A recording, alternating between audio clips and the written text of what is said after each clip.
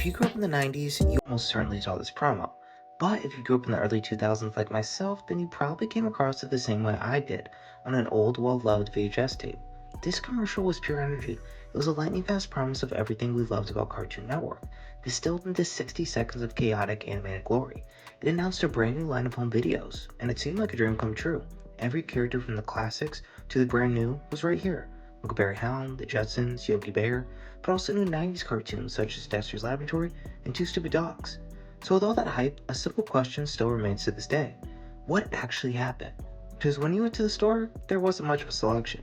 It was very specific. You could find tons of Scooby-Doo, a good amount of Johnny Quest, and maybe a holiday-themed tape. But where was Yogi Bear, Huckleberry Hound, the Jetsons, Dexter's Lab, and even Two Stupid Dogs? Why did they show us the entire universe of characters only to release a tiny fraction of them?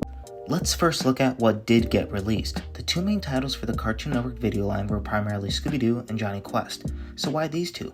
Because they were proven multi-generational cash cows. Scooby-Doo wasn't just cartoon. It had been a cultural icon since 1969. Parents and even grandparents who were buying these tapes for their kids knew and loved Scooby. It was a safe, reliable purchase, and you knew exactly what you were getting.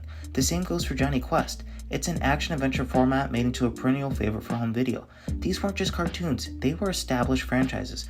Turner Home Entertainment, the company behind these releases, knew they could manufacture thousands of these tapes and that they would absolutely sell. The other easy sellers were holiday specials. A Halloween, a Christmas, or even a Valentine's compilation tape is an evergreen product. Families buy them year after year. It's a low-risk, high-reward strategy. You bundle a few classic episodes from different shows under a theme, and you have a product that sells itself every October, December, or February. So that explains the classics, but what about the new kids on the block? The promo heavily featured characters from the new wave of cartoons, Dexter's Laboratory, Two Stupid Dogs.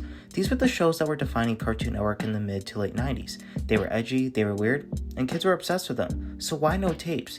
Well, the answer to that is the promo wasn't just to sell the home video line. Its primary job was to sell the Cartoon Network brand. By showing the classics alongside the new stuff, they were sending a message. Cartoon Network is the home for all cartoons, the ones you loved as a kid, and the new cool ones your kids love now. The VHS line was just an extension of that branding, a physical product to get the names into homes. The TV channel was the main event. They didn't need to release every show on tape, they just needed the promo to make you want to watch the channel. So if the goal was just to get you to tune in, why tease future releases at all? The coming soon card is the most telling part. It shows they had intentions, or at least wanted to test the waters. But by the time shows like Dexter's Lab and Johnny Bravo were big enough to be considered for their own VHS line, the media landscape was already starting to shift. The DVD was on the horizon, and the massive expensive push for a comprehensive VHS catalog just may have not seemed worth the investment anymore.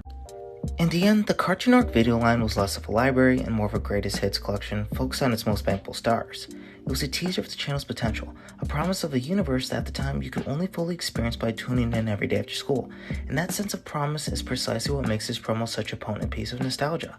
It's funny to look back on this now, in an age where almost this entire catalog is available to stream with a click of a button. But back then, the idea of owning your favorite cartoon was special, and while we may never have gotten to own a collection of some of our favorite characters, this promo remains a perfect time capsule, a memory of a time when the promise of what could be was almost as exciting as the real thing. So what do you think?